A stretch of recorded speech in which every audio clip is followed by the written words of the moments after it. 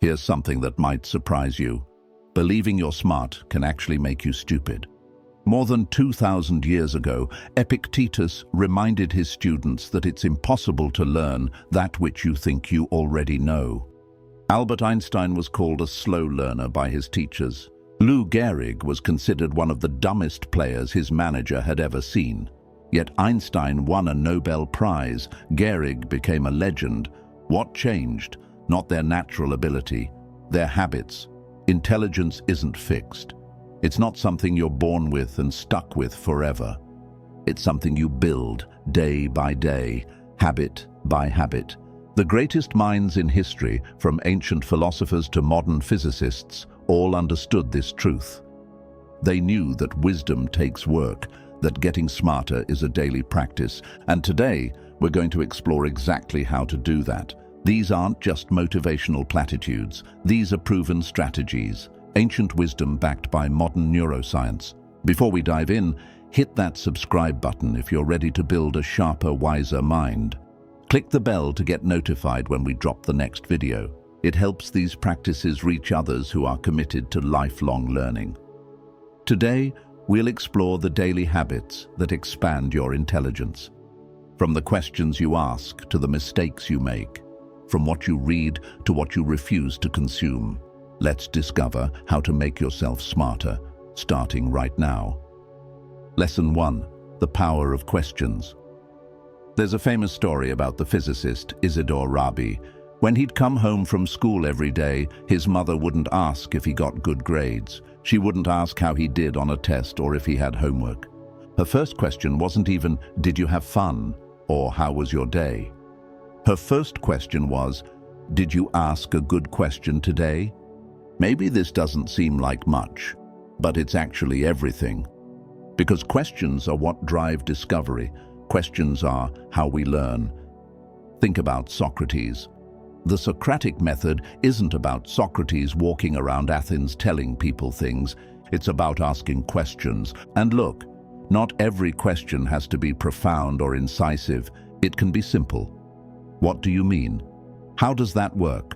Or even, "I'm sorry, I don't understand. Can you explain that again? Can you explain that another way?" It's only through questions that we get the information we need. This drive to question, instilled in him by his mother, turned Rabi into one of the greatest physicists of his time.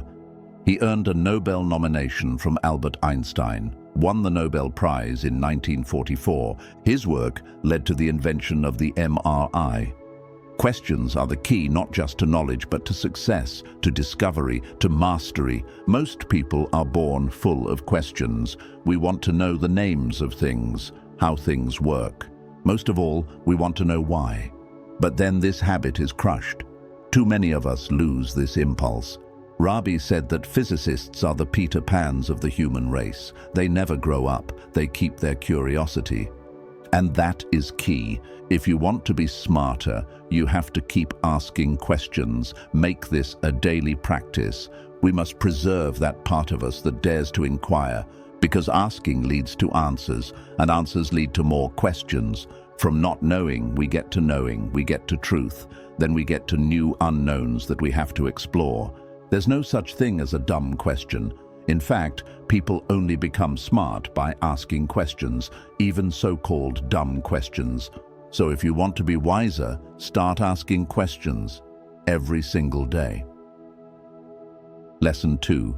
Create a second brain.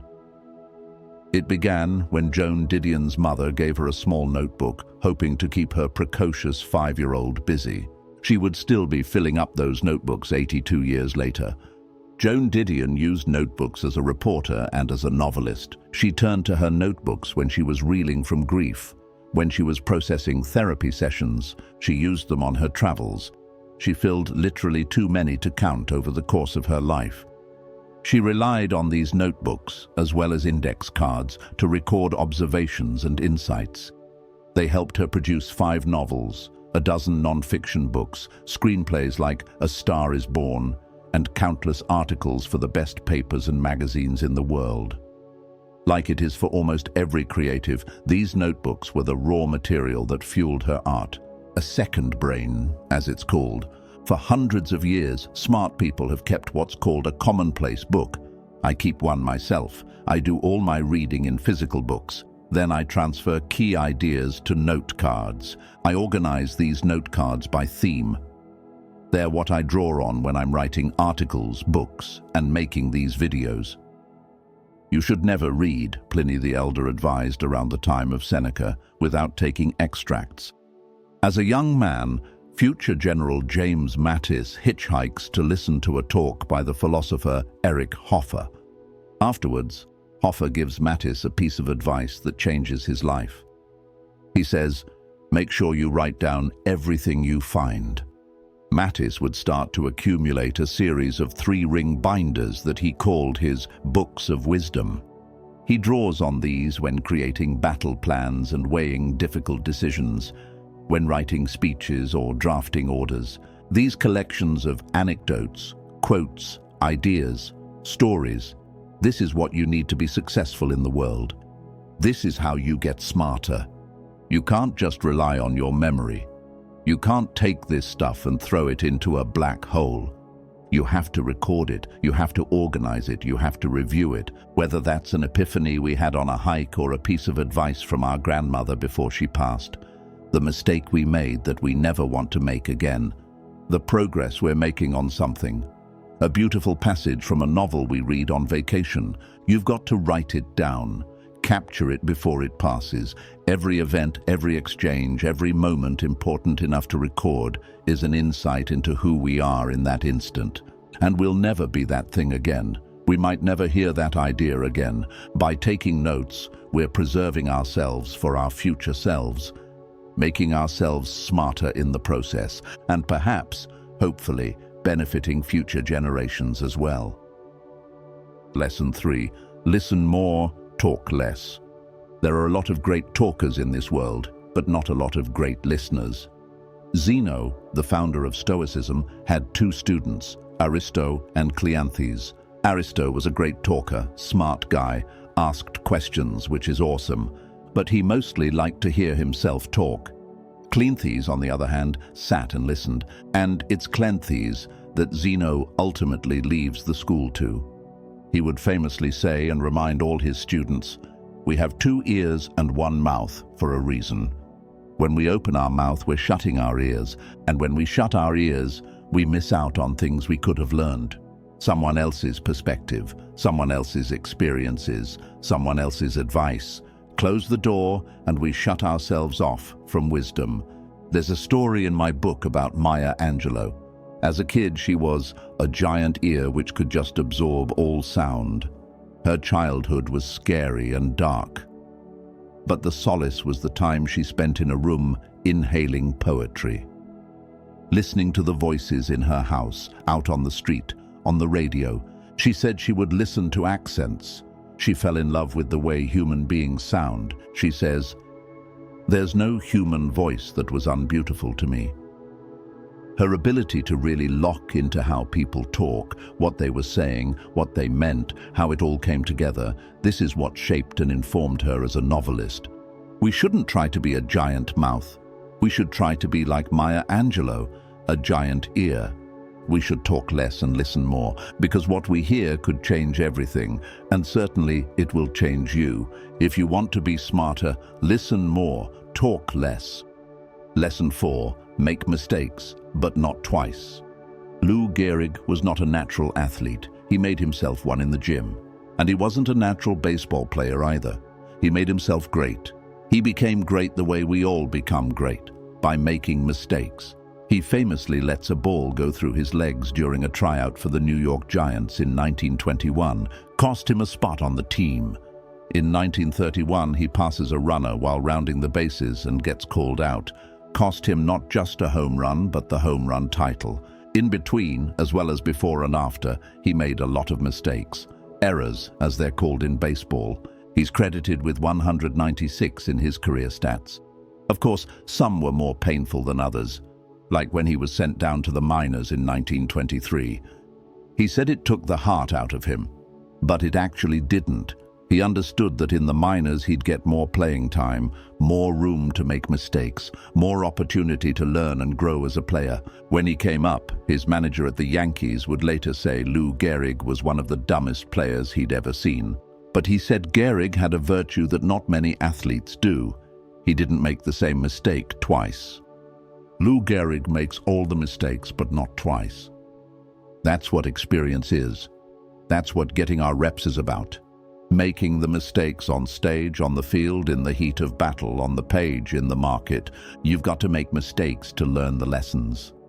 And the more mistakes you make, the more you can learn. The problem is, if you keep making the same mistake over and over again and fail to learn the lesson. There was a famous expression often attributed to Cato in Roman times. A fool is not someone who makes a mistake. A fool is someone who stubs their foot on the same rock twice. The ability to learn lessons from our mistakes, that's what wisdom is. Of course, wisdom is not the mistake itself. It's the lack of wisdom that causes the mistake. But does wisdom come out the other side? If you're putting yourself out there, if you have the courage to try, if you're getting outside your comfort zone, if you're doing the thing in front of the audience with real stakes, then you make the mistakes and you get better and you learn. But the problem is that shame and ego and stubbornness impede this process. We deny the error. We blame the error on someone else. We continue in error.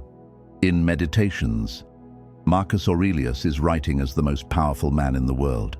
He reminds himself, if someone can show me where I'm making a mistake or looking at things from the wrong perspective, I'll gladly change, because it's the truth that I'm after. He says, the truth never harms anyone. What harms us is to persist in self-deceit or ignorance. The mistake is not the problem. Making the mistake again and again because you refuse to learn the lesson, that's the problem. That's the difference between a wise person and a fool. You don't have to be perfect. You just have to make mistakes and learn from them. Lesson 5. Study history, not just news. It was Huxley who said that the fact that human beings don't learn from history is one of the most important lessons that history can teach us. I don't know why we choose to learn from experience, from making mistakes, when we don't have to. Why wouldn't we want to learn from the mistakes of others? That's what history is about. Seneca says that through the study of history and philosophy, we annex all the lives of the past into our own. The amount of time people spend watching the news, scanning social media for the latest hot takes, chasing trends. Focusing on what's happening right now is not just a waste of time. It comes at the expense of studying the things historically, annexing the past into your own life in a way that would allow you to actually understand and make use of the information you're getting about what's happening right now. You don't have to like what happened in the past to learn from it, but you do have to engage with it, and you do have to make time to study it.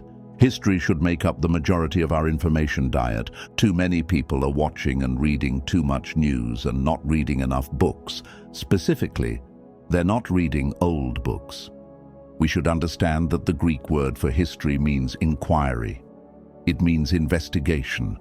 Don't just read some random popular history book. Go down the rabbit hole, explore things, swarm a certain period of history, a certain historical event. Go through it piece by piece, book by book.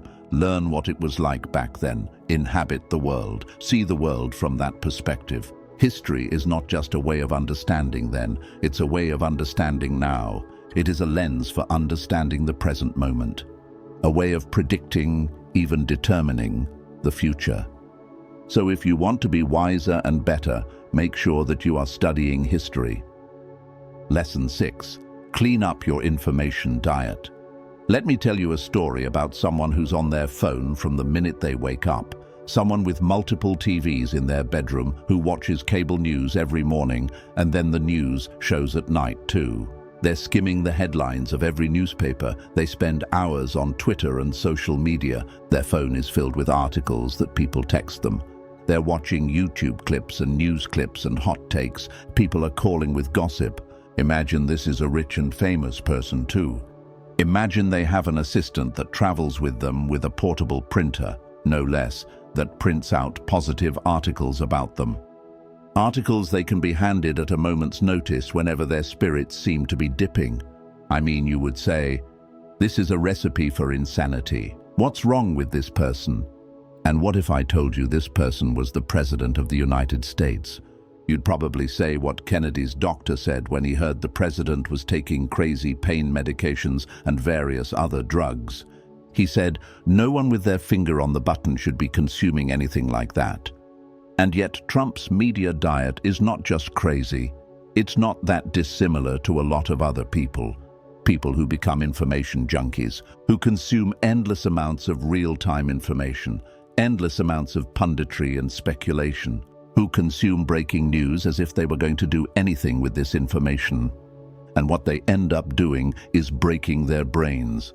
As they say in tech, garbage in, garbage out. It's also true in your diet. If you consume nothing but endless amounts of empty calories, you will become morbidly obese. If you consume garbage information, if you consume too much information, you will swell up and you will lose your mind and your mental health. It takes a lot of discipline to manage your information diet, especially in this world. To be a discerning and selective conduit for everything that's coming at you. Schopenhauer said that the art of not reading is also an important one. It's not how much you know. It's that you know the right things. It's not that you read. Don't want to know everything, as Democritus says, because in the process we can become ignorant of everything. We have to cultivate in this day and age quality over quantity.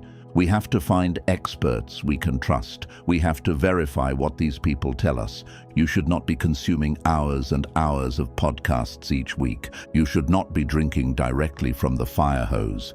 You have to let things settle down. You have to get perspective. You have to go to things that are likely to have staying power.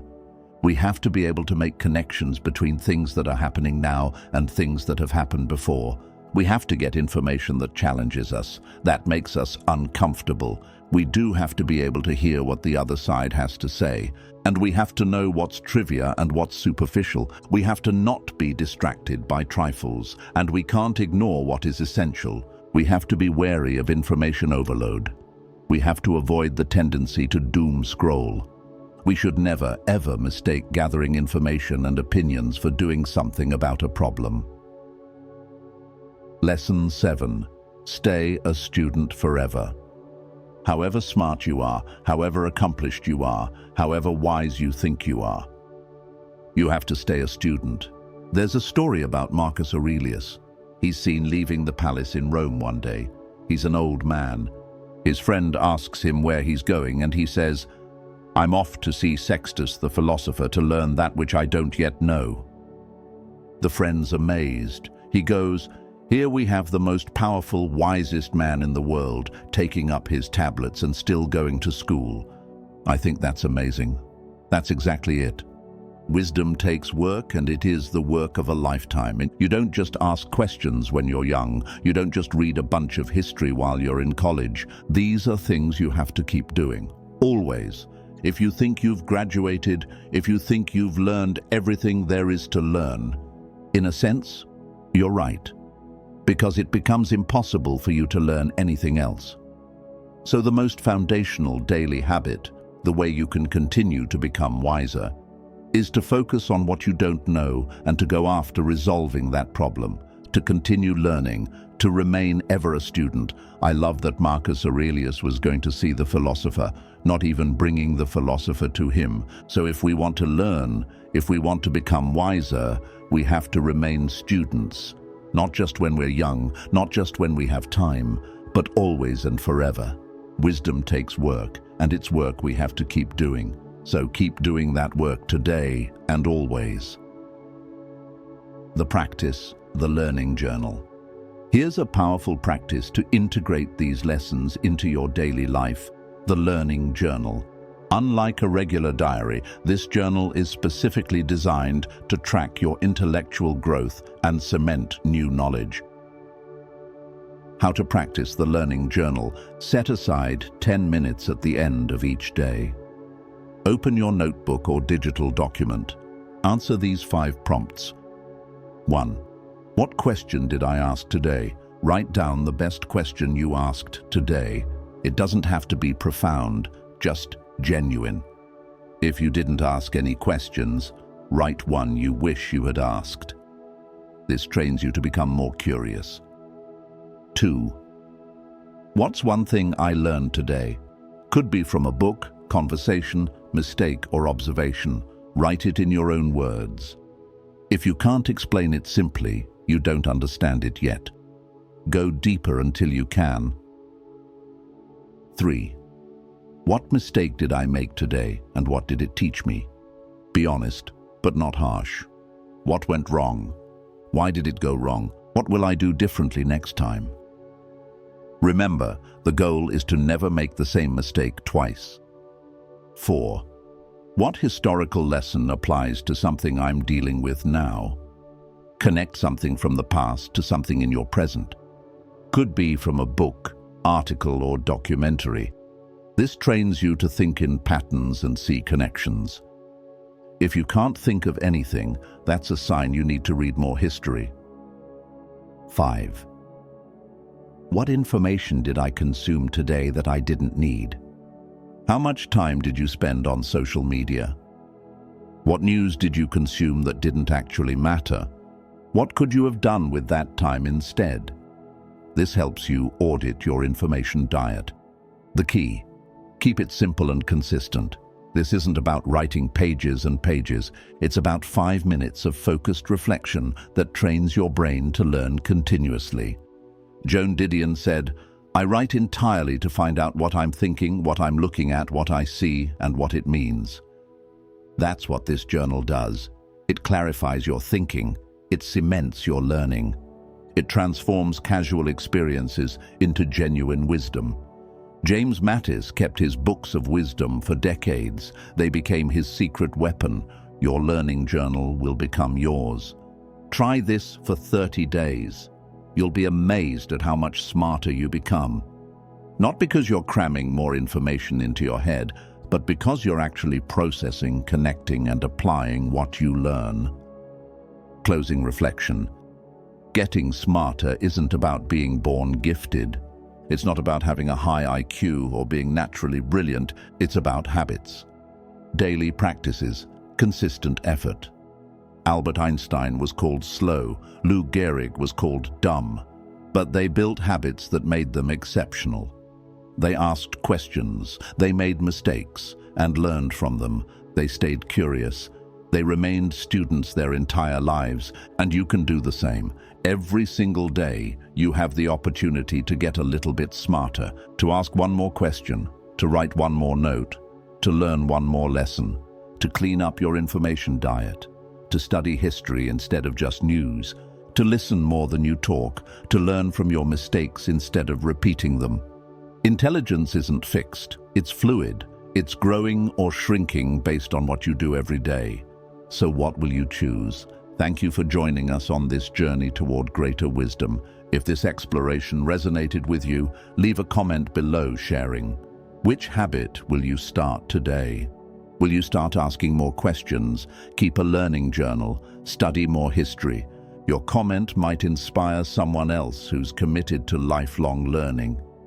If these practices helped you, please like this video. It helps us reach more people seeking to expand their minds. And if you haven't already, subscribe to our channel. Click that bell to stay updated. Share this with someone who wants to get smarter, someone who's ready to make learning a daily practice. To commit to these habits, write below, "I choose to learn." That phrase is your declaration, not that you'll know everything, but that you'll remain curious, that you'll stay humble, ask questions, make mistakes and learn from them, that you'll be a student for life. Thank you for your time, your attention, your commitment to continuous growth. Stay curious, stay humble, stay hungry for knowledge, and remember the words of Epictetus. It is impossible to learn that which you think you already know. So admit what you don't know, get curious about it, and go learn it. Build habits that make you smarter, starting today.